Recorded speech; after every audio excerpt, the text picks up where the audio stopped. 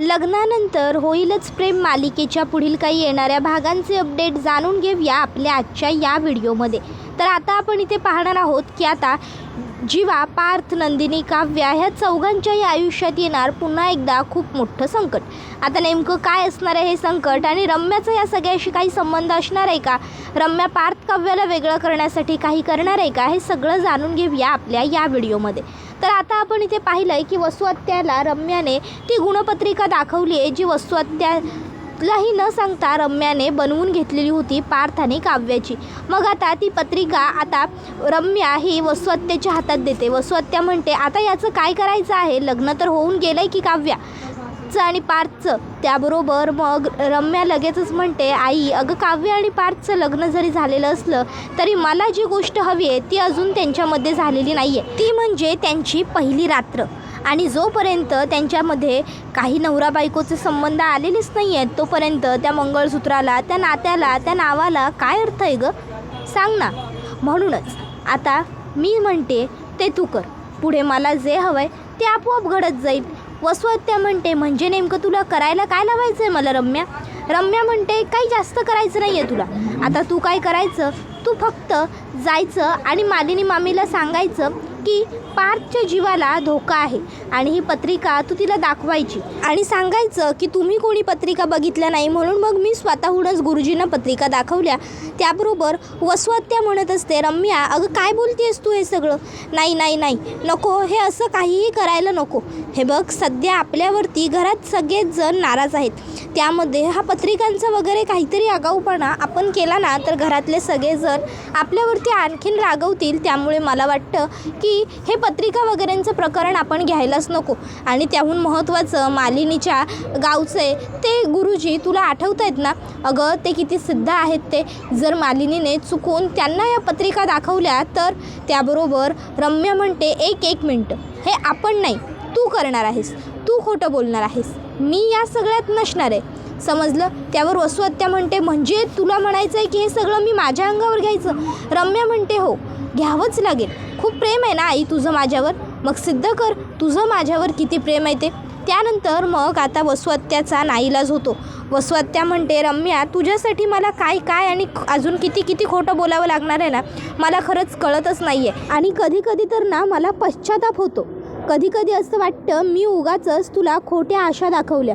जर वेळेवर मीच तुला समजवलं असतं, सुधरवलं असतं ना की हे जे तुझं नाही आहे ते तुला नाहीच मिळणार, तर कदाचित हे सगळं घडलं नसतं। पण असो, आता काय करणार? कितीही स्वतःला दोष दिला तरी आता त्या सर्व गोष्टींचा काही उपयोग नाही आहे। ठीक आहे, तू म्हणशील तसं करते मी, असं म्हणत वसुहत्या आता बाहेर मालिनी काकूंना शोधत येते। स्वयंपाकघरात काम करत असलेल्या मालिनी काकू वसुहत्याला दिसतात। वसुहत्या मालिनी काकूकडे येते आणि म्हणते, मालिनी मला तुझ्याबरोबर एका खूप महत्त्वाच्या आणि गहन विषयावरती बोलायचं आहे, तू लवकर चल माझ्याबरोबर। असं म्हणत वसुहत्या मालिनी काकूंचा हात धरतात आणि मालिनी काकूंना आता हॉलमध्ये घेऊन येतात आणि हॉलमध्ये त्या दोघीजणी बसतात। मग वसुहत्या म्हणू लागते, मालिनी अगं माफ कर मला, खरं तर तू मला सांगितलं होतंस या लग्नात कुठलाही निर्णय मी परस्पर घ्यायचा नाही म्हणून, पण काय करू गं, शेवटी मला जीवा आणि पार्थची काळजी आहे। कितीही झालं, कितीही नाकारलं तरी ते माझे सख्खे भाचे आहेत, म्हणून मग मी गुरुजींना जीवा, पार्थ, नंदिनी, काव्या यांची पत्रिका दाखवली। जीवा आणि नंदिनीचं काही नाही, पण पार्थ आणि काव्याचं बघ, त्यांचे गुण अजिबात जुळत नाही आहेत। जर त्या दोघांमध्ये नवरा बायको नंतरचे संबंध तयार झाले तर पार्थच्या जीवाला धोका आहे, असं गुरुजींनी सांगितले। तुझा माझ्यावर विश्वास नसेल तर तू ही पत्रिका बघ जी गुरुजींनी तयार करून दिली आहे, आणि तुला खोटं वाटत असेल तर तू गुरुजींशी सुद्धा बोलू शकतेस। आता रात्र खूप झालेली असते, त्यामुळे गुरुजींना यावेळी फोन करून विचारणं मालिनी काकूंना योग्य वाटत नाही। मालिनी काकू विचार करतात, जाऊ दे आजच्या दिवस मी पार्थ आणि काव्याला वेगळं राहायला सांगते आणि मग उद्या पार्थ आणि काव्याचं काय करायचं ते बघू। मालिनी काकू लगेचच वसुहत्याला म्हणते, तुम्ही एक काम करा वसुताई, तुम्ही जा आणि जीवा आणि नंदिनीला सुद्धा एकत्र राहू देऊ नका आज, आणि पार्थ आणि काव्याला मी जाऊन थांबवते।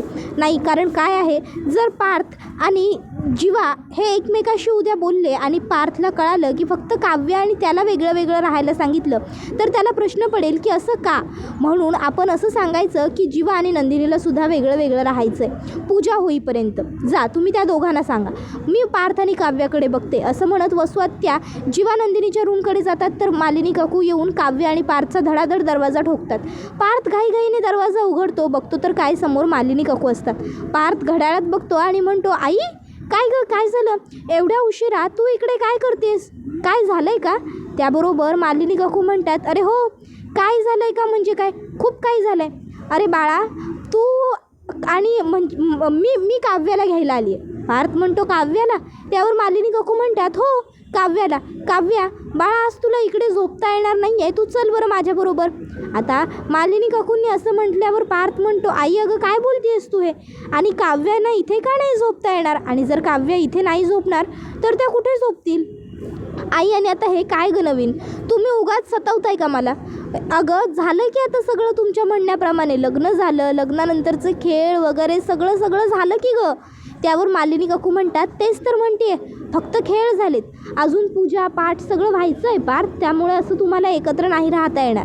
आणि सगळ्यात महत्त्वाचं गुरुजींचा फोन आला होता आणि गुरुजींनी सांगितलं आहे की तुला आणि काव्याला आणि जीवा नंदिनी म्हणजे तुम्हाला कोणालाही सध्या एकत्र राहू द्यायचं नाही आहे, त्यामुळे तुम्ही वेगळे वेगळे राहणार आहात आजची रात्र. त्यावर पार्थ म्हणतो, आई अगं याला काय अर्थ आहे सगळ्याला, नाही म्हणजे हे उगाचच्या उगाच काहीही होतं आहे. आम्ही तुमच्या मनाचा विचार केला ना, तुम्ही सांगितलं तसं लग्न वगैरे केलं की मग आता आम्हाला. त्यावर मालिनी काकू म्हणतात, पार्थ पुरे झालं, उगाचच्या उगाच तू नसता हट्ट करू नकोस बरं. आणि कुठे मी एवढं फार दिवसांचं सांगते तुला, अगदी 2 दिवसांचा प्रश्न आहे. आणि काव्य तुला काही अडचण नाही आहे ना. काव्या गप्पच राहते. मालिनी काकू म्हणतात, बघ ती गप्प आहे म्हणजे तिला काही अडचण नाही आहे, तू चल माझ्याबरोबर काव्या. आणि मग मालिनी काकू काव्याला तिकडनं घेऊन जातात. आता मात्र पार्थला काव्याचा खूप राग आलेला असतो. त्याला वाटत असतं की लग्नानंतरची पहिली रात्र आणि काव्या माझ्याबरोबर थांबायला आईला का नाही म्हणाल्या, का नाही बोलल्या त्या आईला की जाऊ दे आता सगळे ते पूजापाठ झाला आहे आमचं लग्न, विषय संपवा म्हणून. काव्या पण ना खरंच.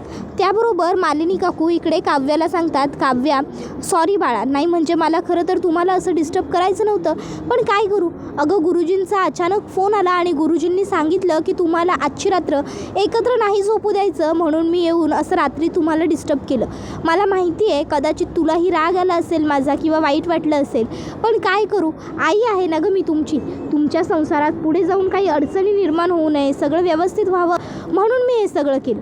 जा तू आजच्या दिवस गेस्ट रूममध्ये झोप. मी नंदिनीलासुद्धा तुझ्याबरोबर झोपायला पाठवते, कारण त्या दोघांनासुद्धा एकत्र राहायचं नाहीच आहे. त्याबरोबर वसुआत्या येते आणि इकडे जीवा आणि नंदिनीच्या खोलीचा दरवाजा धडाधड धडाधड धडाधड ठोकते. त्याबरोबर जीवा लगेच दरवाजा उघडतो आणि म्हणत असतो, वसुआत्या तू अगं यावेळी काय करतेस तू इकडे आणि का ठोठावलेस आमचे दार एवढ्या मोठमोठ्याने. त्यावर वसुआत्या म्हणत असते, कारण तू आणि नंदिनीने एकत्र येऊ नये म्हणून. त्यावर नंदिनी म्हणते, वसुआत्या. त्यावर वसू म्हणते, हो अगं मी काहीही चुकीचं बोलत नाही आहे, मी जे बोलली आहे ना ते बरोबरच आहे.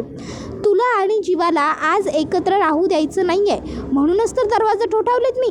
त्याबरोबर ती नंदिनीला म्हणते, तू पहिले जीवाच्या खोलीतनं बाहेर हो. त्यावर जीवा म्हणतो, आत्या 1 मिनटं, काय बोलतेस तू हे.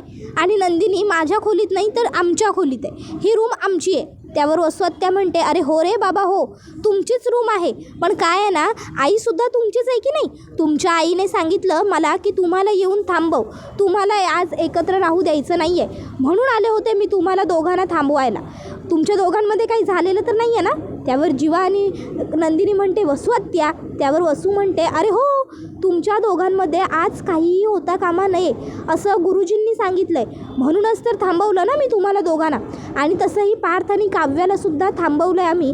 पार्थ आणि काव्यामध्ये सुद्धा आज काहीही होऊ द्यायचं नाही आहे, तुम्हाला आज एकत्र राहता येणार नाही असं गुरुजींनी स्वतः सांगितलं आहे. मालिनीला गुरुजींचा फोन आला होता आणि त्यामुळे मालिनीने सांगितलं आहे की तुम्हाला दोघांना थांबवा.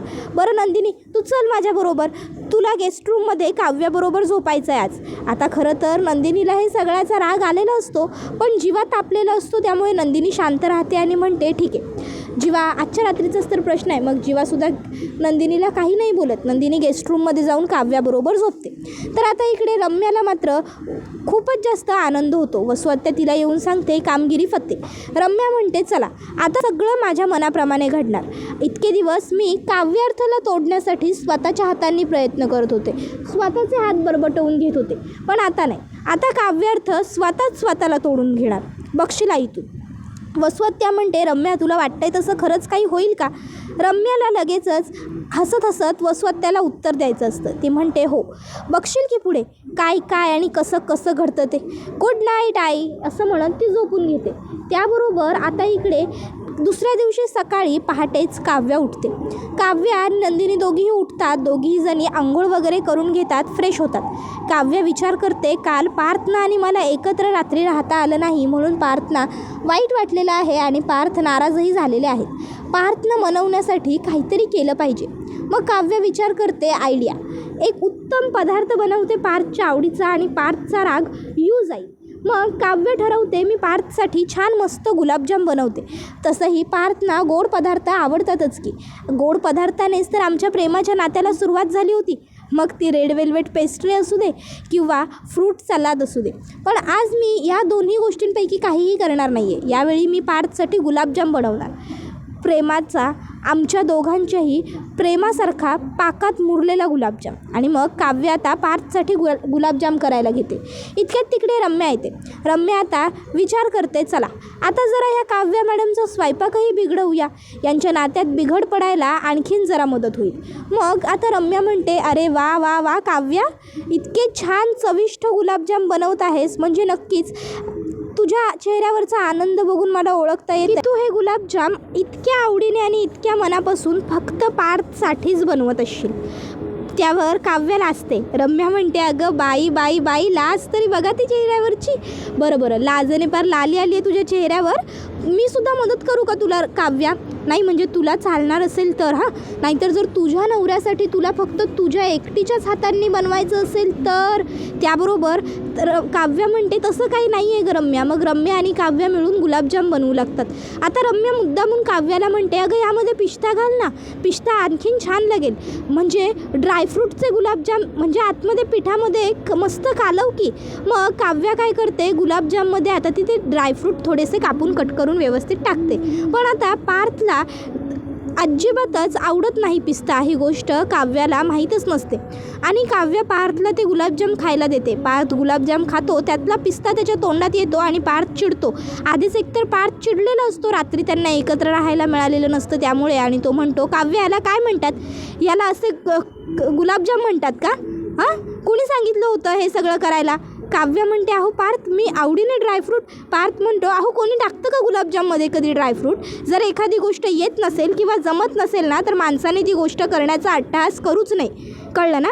उगाच एवढ्या खाण्याचा तुम्ही इस्कोट केलात, वाया घालवलं एवढं तुम्ही ड्रायफ्रूट, त्याचबरोबर एवढं पीठ गुलाबजाम करण्याचा हा हट्ट करायचाच कशाला जर तुम्हाला जमत नाही तर? जाऊ द्या, माझंच चुकलं, मी तुमच्याकडनं जास्त अपेक्षा केल्या. रात्रीसुद्धा तुम्हाला आईला काही बोलता आलं नाही आणि आतासुद्धा तुम्ही काही करू शकलेला नाही आहात माझ्यासाठी. मला वाटलं होतं सोडा, काय बोलू आता. एवढं बोलून पार्थ तिकडनं निघून जातो. आता इकडे पार्थचं हे सगळं बोलणं ऐकून काव्याला खूप वाईट वाटलेलं असतं. रात्री तिला आणि पार्थला एकत्र राहता आलं नाही, या गोष्टीमुळे पार्थ नाराज असेल, त्याला वाईट वाटलं असेल. म्हणूनच खरं तर काव्याने पार्थ करता अगदी आवडीने गुलाबजाम करायला घेतलेले असतात. पण पार्थ मात्र काव्यावरती रागवतो. आता हे सगळं काही रम्याने चोरून बघितलेलं असतं आणि रम्याला आता या सगळ्याचा आनंदही खूप झालेला असतो. पण रम्या आता असं दाखवते की जणू काही ती खूपच जास्त नाराज झाली ह्या सर्वामुळे. पण आता ती काय करते, ती धावत काव्याकडे येते आणि काव्याला म्हणत असते काव्य अगं काय गं, मी तुला अख्ख्या घरभर शोधते आणि तू इथे गेस्ट रूममध्ये बसली आहेस. पार्थला गुलाबजाम कसे वाटले? पार्थ काय म्हणाला? पार्थने तर तुझं खूप कौतुक केलं असेल ना? हां काव्या अगं बोल की. मी सांगू का पार्थने काय केलं असेल? पार्थने गुलाबजामाची चव घेतल्यानंतर म्हणाला असेल हा माझी बायको काय सुगरण आहे, का घेतला असेल, बरोबर ना? काव्या रडू लागते. रम्या म्हणते काव्या अगं इकडे बघ, वर बघ, काय झालं? काव्या का रडतीयस? ए काव्या ऐक ना गं, रडू नकोस ना गं, काय झालं आहे मला सांग ना गं काव्या. त्याशी मग काव्या म्हणते रम्या काही फरक पडलेला नाही आहे देशमुखांना, मी त्यांच्यासाठी एवढं काही केलं त्याचा. त्यांना असं वाटलं की मी मुद्दाम त्या ह्याच्यामध्ये पिस्ता टाकला. देशमुखांना पिस्ता आवडत नाही म्हणून ते माझ्यावरती रागवले. अगं पण पिस्ता टाकला म्हणून काय झालं, मी एवढ्या मनापासून गुलाबजाम बनवले होते ना त्यांच्यासाठी. ओरडायची रागवायची काय गरज होती. जर प्रेमाने मला सांगितलं असतं की काव्य मला पिस्ता आवडत नाही, नेक्स्ट टाईम माझ्यासाठी काहीही पदार्थ बनवत असताना पिस्ता अवॉइड करा, तर मी केलं असतं ना गं तसंच. पण नाही, यांनी काय केलं, यांनी माझ्यावर रागराग केला, यांनी माझ्यावर चिडचिड केली. मला वाईट वाटलं आहे काव्या रम्या ह्या सगळ्याचं. मी किती मनापासून करत होते माहिती आहे उठून ते सगळं सकाळ सकाळ, आणि त्या बदल्यात मला काय मिळालं, पार्थचा राग, पार्थची चिडचिड. अगं खूप दुखावले गेले गं ते सुद्धा माझ्यामुळे. बायको आहे मी त्यांची आणि मला त्यांना काय आवडतं काय नाही हेच माहीत नाही आहे. तशी मग लगेचच रम्या म्हणते अगं it's okay Kavya, it's okay. तू या सगळ्याचा दोष स्वतःला का देऊन घेतेस. अगं यापूर्वी पार्थचं आणि तुझं जे लग्न झालं होतं ते नातं जबरदस्तीचं होतं. तुमच्या नात्यात ना प्रेम होता, ना विश्वास होता, ना माया होती, ना आपुलकी होती. मग त्यामध्ये तू पार्थला कसं काय ओळखू शकणार होतीस. पार्थला ओळखण्यासाठी पहिलं पार्थने आणि तू एकत्र राहणं तर गरजेचं आहे ना. उलट मला काय वाटतं माहिती आहे का, पार्थचंच चुकलं आहे. त्याने ना उगाचच्या उगाच तुझ्यावरती दुसराच कुठला तरी राग काढला आहे. अगं पार्थला म्हणजे चिडण्याची काही गरजच नव्हती. मला मान्य आहे की तू चुकलीस, तू ड्रायफ्रूट म्हणजे त्याच्यामध्ये टाकलेस, त्यात तू पिस्ता अवॉइड करायला हवा होतास. पण तू काय जाणून बुजून केलं नव्हतंस ना ते. पार्थ तुझ्याबरोबर इतका रूढ कसा काय वागू शकतो ना, मला प्रश्नच पडतोय बाई. नाही म्हणजे अजून तुमची उष्टी हळद उतरली नाही, नव्याचे 9 दिवस झाले नाही, तर पार्थ लगेच तुझ्यावर एवढा रागवायला लागला, एवढी चिडचिड करायला लागला. आणि तू विष थोडी ना टाकलं होतंस, ड्रायफ्रूट पिस्ता एवढंच घातलं होतं ना त्याच्यामध्ये. मग आणि पिस्ता घातलं म्हणून एवढं कोणी कोणाला बोलतं का. मला तर बाई पार्थचं हे वागणं अजिबातच पटलेलं नाही आहे. नाही म्हणजे पार्थ जे वागलं आहे ना ते आज चुकीचंच आहे. खरं तर मी नेहमीच पार्थला सपोर्ट करत असते. तुला तर माहिती आहे ना, पार्थ माझा चांगला मित्र होता, त्यामुळे मला नेहमी पार्थचंच पटत असतं. मी पार्थचीच बाजू घेते. पण जिथे तो चुकतोय तिथे तो चुकतोय. तो तुला असं नको बोलायला हवा होता, नको रागवायला हवा होता का आज तो तुला.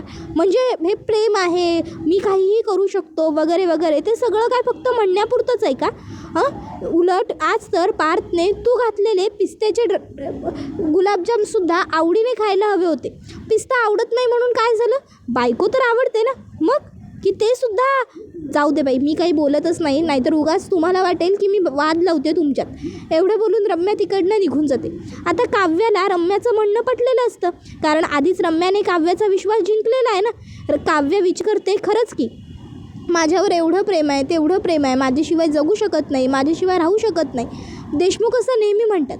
मग आज अचानक देशमुखांना काय झालं, ते माझ्यावर एवढे का चिडले, एवढे का रागवले. आणि ड्रायफ्रूटच घातले होते ना मी.